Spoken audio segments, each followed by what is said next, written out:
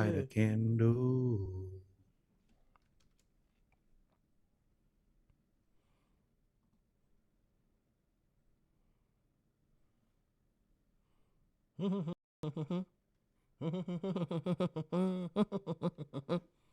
Oh, somebody sent me a video. They have been shooting at each other since the Control verse. Like, Yeah. I thought some of the shots in each song were towards like other people. Nah, it was straight to Drake. They were going, and Drake. Now I will say Drake is the one that escalated all this though. 1000%, because he's the one that started talking about Whitney first. You know? Started mentioning Whitney and the Bodyguard. That's been a theme. If you go, yeah, that's. I lost you just that quick. Just my imagination. Oh, we're live, by the way. Running away with me. Just my imagination. Running away with me. All right, so I'm gonna switch it up a little bit. We're gonna talk about Shawn Michaels first. Welcome everybody. Welcome to the pregame. We here, episode 150 of the SplashCast. I have copious amounts of Visine red eyes in because I have been up all weekend in probably the most historic rap battle that we've had. Got to put him behind Biggie and Pac. In the last 30 years, 20 years. Biggie and Pac was 94. Oh, now that's for sure. That's for sure. Died, 95? Biggie died in 97. So, but even Biggie and Pac's diss, and that was over. Even though both of these are over years, they released songs over years. It was like 1993 or 94. You know, Who Shot You? This was like 2 hours, blistering. 1 hour, 30 minutes. Oh, like, bruh. Blistering. Like, blistering pace. I like to dissect lyrics. That's fun to me. That's cool. Like, me too. Dissect and get the quintuple entendre and Drake, because Drake does it too. I love all of that stuff. Bruh. Kendrick and Drake, I was like, man, I need a thesaurus and a concordance. They quoting the Bible and then burning the Bible and then smacking people and then pedophilia. I was like, bro, what is happening? It's... And they dropping at like 2 a.m. Like, come on, bro. You could wait till 9. Like, just wait till 9. They dropping at like 12:30, 1:30, 2. Rude, which is really rude. It's like, bro, I just wait. I just wait until I can get to a place where I can sit down and start my day and then just listen to them destroy each other. So, with that being said, who you got? Oh, Kendrick. Really? I put all of every time that there are new additions, I have a playlist that has I have a YouTube playlist that has all of the songs in order. Mm-hmm. And once you kind of listen to it like that, which I've been able to do, I think 3 times. I love Drake. Y'all know how I feel about Drake, but I'm also fair, reasonable. And that's what I was talking about earlier. For y'all, we missed the opportunity. I'm sorry. It was 12:30. We ain't had no haircut. We ain't had no microphone set up or nothing. We just got on Zoom, and it was the SplashCast and the World Dive Team. We were just talking about it. And Drake's, and I was just talking about with you, Family Matters is hard. That is the best I've heard Drake rap in a long time. Like, he switched flows. He was adding in quadruple entendres. He was meaning different things, and he was still going at you, and he was rapping like Kendrick. That's the part about this entire rap beef that I really like. They started rapping like each other, saying, I can outdo you at what you do. At you. So that was cool. That plays into both of their skill sets. Drake being able to be an actor, he's always been able to get onto other people's been able to get on other people's track and sound like them, but do it at a high level. Kendrick and that voice thing that he does where he has all these characters inside of his schizophrenic rap. Like he kind of turns into a monster, which I mean he orchestrated that. Now I will say, just from the entire So I kept trying to get past talking about the tea, the bombshells of Drake having an alleged daughter, Kendrick beating his wife, moving. I tried to get past that and just look at the art form and the strategy of war. Drake's Family Matters is fire. And Meet the Grams is so shocking. It's not there's no, metaphor. It's just so shocking that he would take that approach of a therapy session and drop it 30 minutes after the hottest track, probably. Yeah. The hottest track to that point. Family Matters and Euphoria are neck and neck for me as up until that point of Meet the Grams of like the best songs in the entire rap beef. Like those two songs, I was like, oh my God, this is crazy. Yeah, y'all are taking this to they kept taking it to places that I personally didn't want it to go. Oh, you knew and I didn't think that it would go. Well, so it went there. So okay, we're gonna have a discussion. Yeah. When it comes to rap beef, when it comes to black culture, when it comes to African American culture, when it comes to being black in America, the one thing that you cannot be is fake. And the thing about being fake in any part of our culture goes back to being an Uncle Sam. You cannot sell out your own culture. You cannot build yourself up to be something that you're not. You cannot be this person one way and present yourself and then be a terrible person on behind closed doors, because it takes you all the way back to the I didn't really want to serious this out that much, but it really takes you all the way back to the house versus the field, right? The house was playing and not being real, was being black and throwing the field up under the bus. That's where all of that, to me, in my mind, from my history that I know, that's where all of that started. And it takes on different forms all through everything. Stop snitching comes from that. Stop going to the white man telling them what they're doing. Handle it yourself. Being real, being fake. All of that comes from there. It's a little tricky to me on that, because like it's so many people who are now calling Drake all of this, specifically Rick Ross. Oh, you're not real. You're not real. I got two big issues with that. Number one, y'all let him be on all the songs. Y'all let him say everything all the time, and now suddenly he's not good. That's crazy. And also, Rick Ross, you're cosplaying a human that is on this planet and alive and breathing. Yeah, I don't know why anybody didn't take that approach with Rick Ross. But like, your name is somebody else, is a live person's name. I would have said that first. That would be my first line. It's no way that he's not in my rap video. Even with Drake with Family Matters, the rap video was tough. Like it's no way that I'm with the real Ross. The one to make the real moves. This is the real boss. Crushing the Good Kid, Mad City van, having the ride like that. All of that artistically was wild, and to have Kendrick just step on that with Meet the Grams with no video. That's why I kept telling you, I was like, I don't think Drake really got another song in the tuck. I think he recorded the Heart 6 2 hours before it was released, or 6 hours before. I don't think he had that in the tuck. I think Family Matters was his bomb. The way he was moving on the stage, a mistake if it is. On the stage talking about, you know what I have to do, I love y'all, ending the song like I'm going on vacation and all of that stuff. And if you listen to the Heart Part 6, his tone is totally different. It's tired. To me, in my opinion, it's tired. It's like exasperated. It's like, bruh, I know you got it. You can't go from drop, don't run now, I'm outside, and then he dropped 5 songs on your head, and it's like, oh man, come on, man, we know you're gonna drop another song. Like, nah, that's what you called him out for. You got to keep fighting now. At this point, I'm doubling down, which probably ain't the right answer, but yeah, you got once the red button, Kendrick didn't double down. We don't know if this child and all the tea is real, but he done tripled and tripled down on everything, and then made the song of the summer on your head top.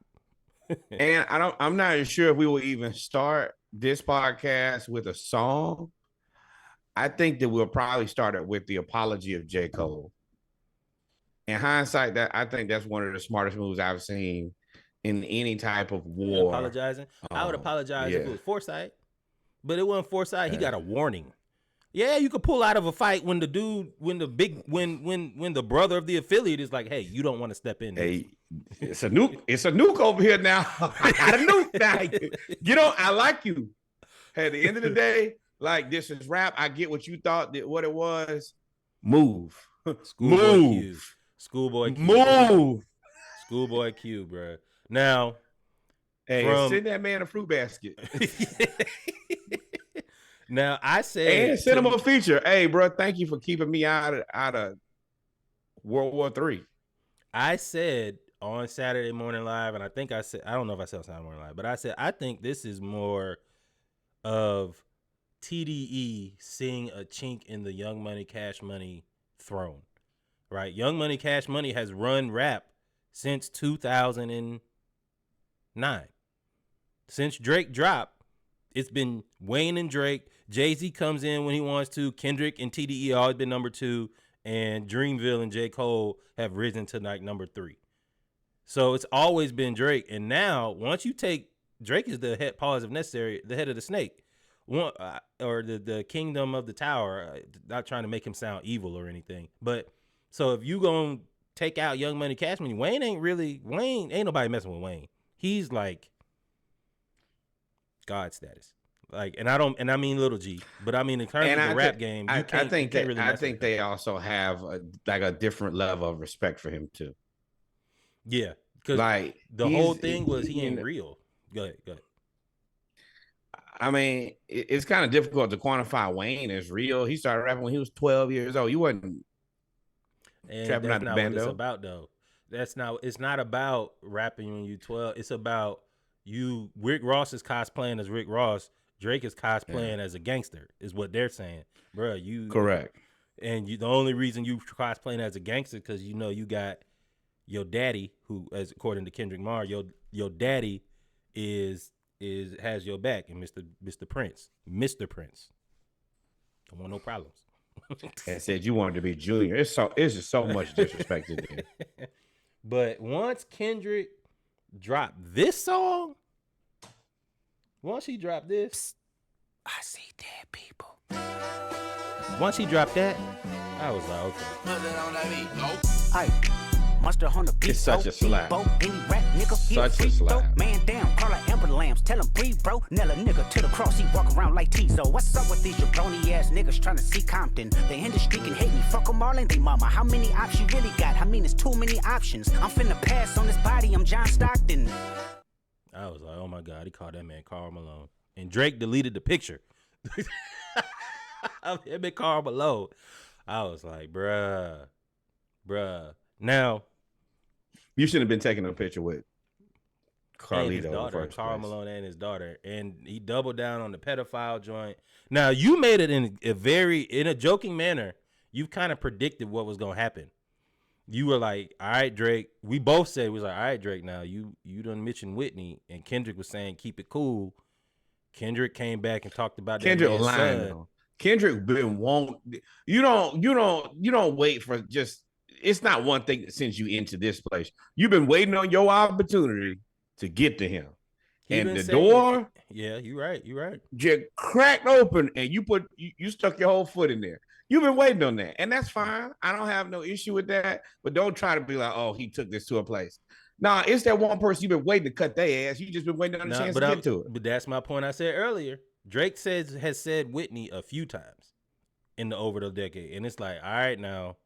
So then when Kendrick took it to a whole nother level, talking about his son. He ain't really talking about his son in a bad manner, but talking about you got a daughter, which... Again, we don't know. We don't know about T and speculation. All we know, there was a case, a sealed paternity case where he was paying child support up to a 2-year-old 9 years ago. Paternity case came back. He sealed it, and you never heard from the person again. Allegedly, never heard, whatever. But once it hit that, I was like, bruh, this ain't even about rap no more. This ain't about this. Is I'm trying to eliminate you. Yeah, these are two guys who genuinely just don't like each other. And it's really been a one-sided hate. Like, well, I ain't gonna say that. It's been aggressive. It's been aggressive from one side. The other side, Drake has been sending shots because he's also been bigging up Kendrick over the. Listen to that video. He's tweeted and saying congratulations, all that, but all of that was perceived by Kendrick you out. It's really more of a shot. And Kendrick seems like the type of person when something seems like disrespect, that means everything's disrespect. Whether you're trying to squash it or not, I don't care. I'm not trying to decipher. So, but you made one point. You said, man, this is WWE, bro. This is WWE. This can't be real. You can't be talking. Shawn Michaels came out and said, hey, a little sweet chin music goes a long way, talking about referencing Kendrick Lamar's chin music line on Not Like Us. He said, you and Drake are formally invited to the WWE next to settle this in the ring. I'm offering my services to mediate, as in he'll be the guest referee. That's funny. It's not going to happen, but y'all better not show. You can't do that. Hey, but Shawn Michaels, social awareness on 1,000. You know, you got a bunch of clicks for this. WWE probably thrilled through the roof. And I mean, it is sweet chin music. It's our guy. Everybody love. It's the Heartbreak. I mean, not the Heartbreak Kid. It is the Heartbreak Kid. That's the Heartbreak Kid. Yeah. Yeah, you gonna like. It's good.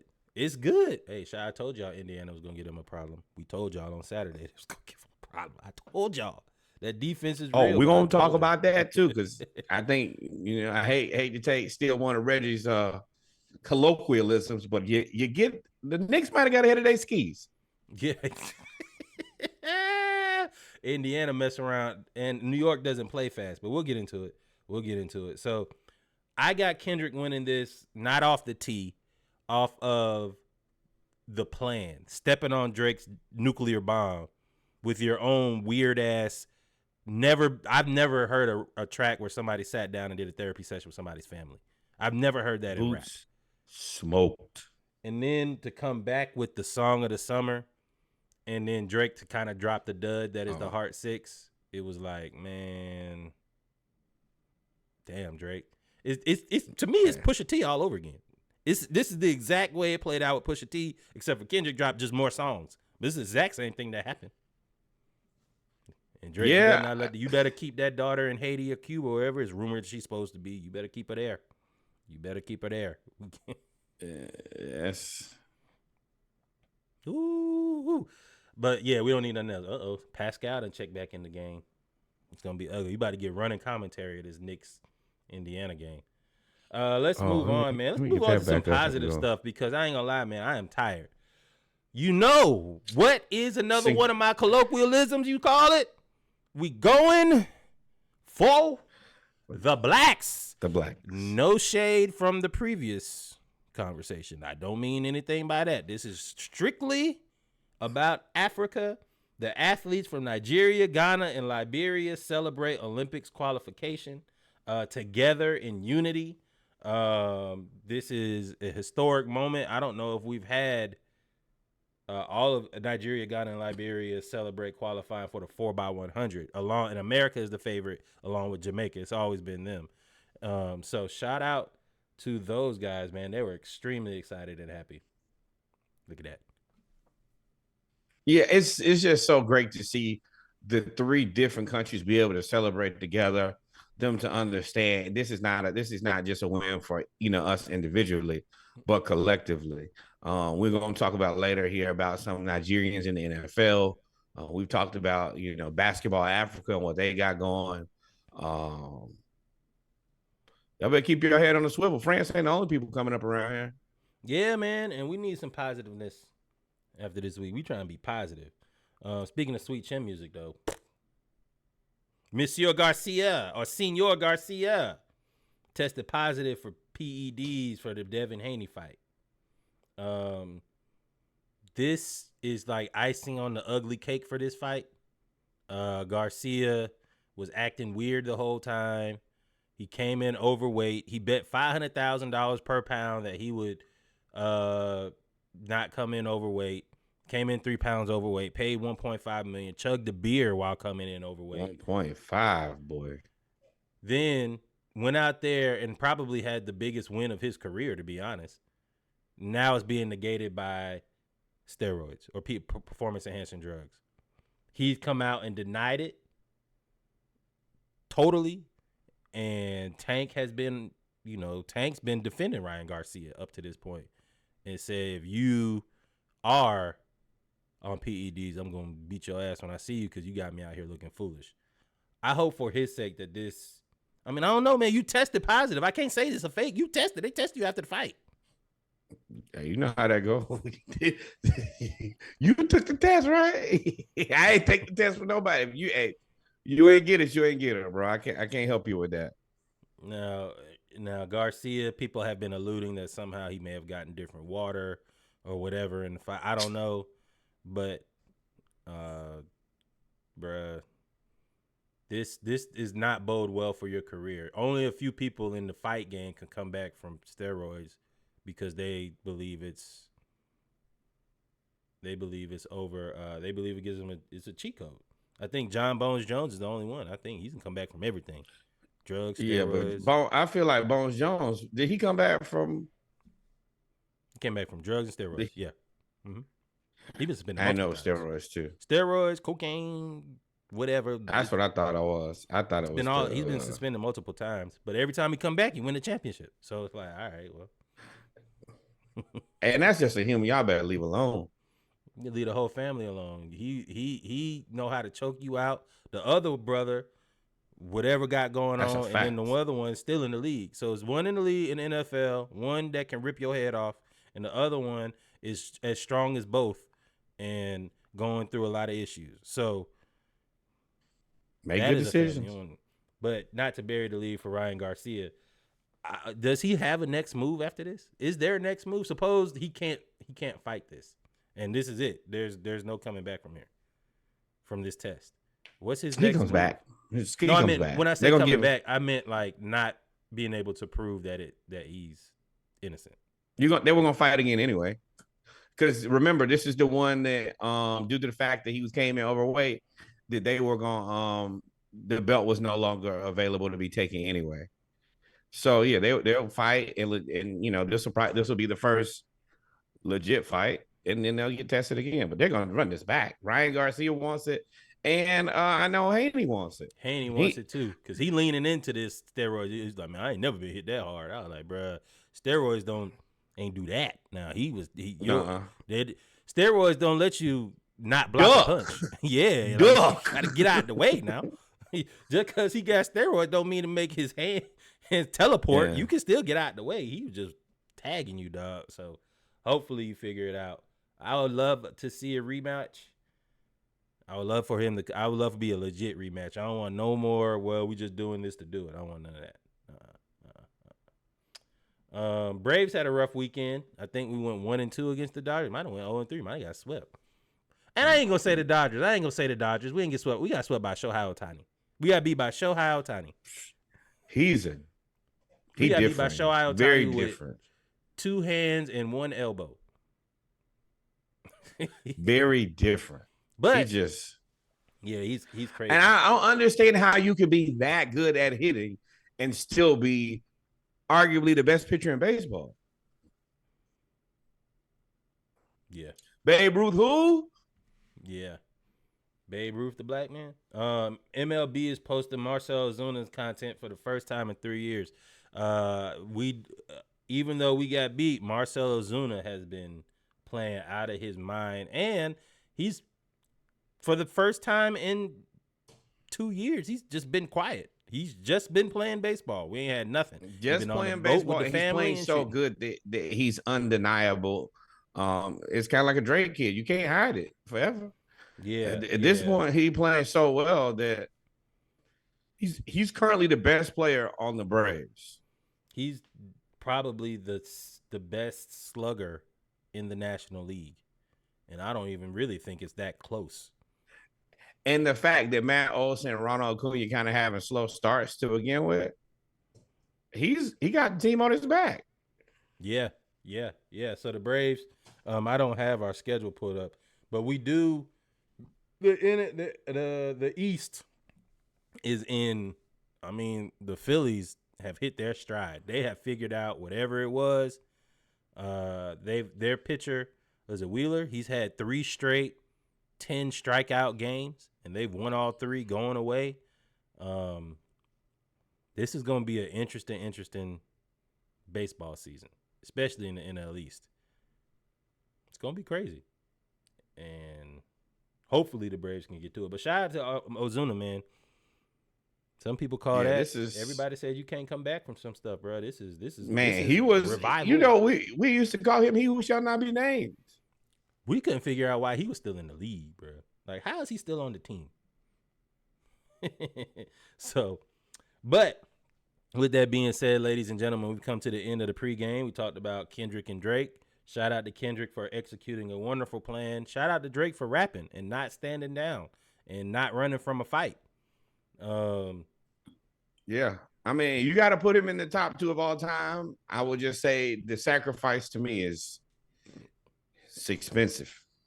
Yeah. Expensive. Yeah. So, of course, if I'm sure somebody, TDE, they all are dropping the same thing at the same time, talking about something coming on today or tomorrow for music. So I expect a knockout punch.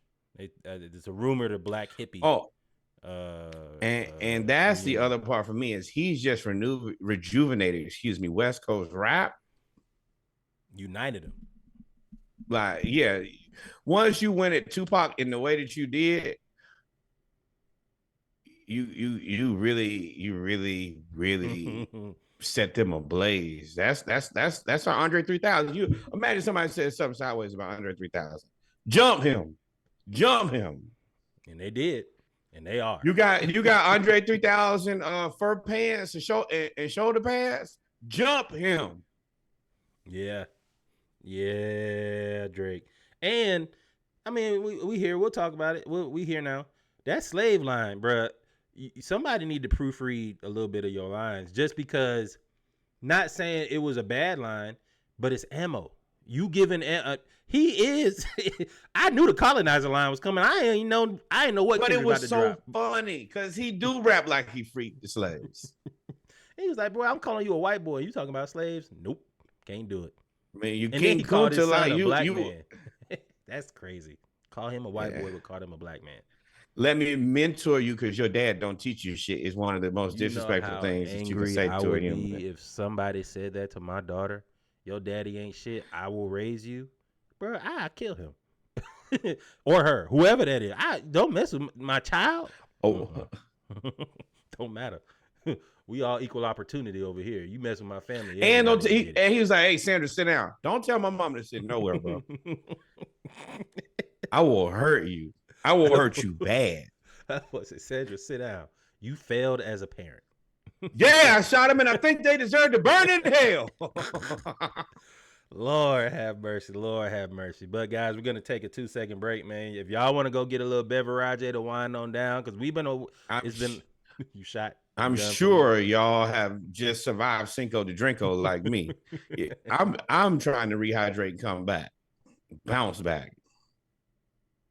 Oh, that's a foul. How is that continuation? Yep. But we gonna take a second. We'll be right back with our HBCU. Yo, that's not like us. The culture. It's crazy. I want to be back out again and play that. Yeah, it went crazy in Atlanta. I ain't gonna lie to you. We'll be right back with our HBCU news around the culture. We appreciate y'all. Remember to like, follow, subscribe. We'll be right back. Y'all stay tuned. Right back.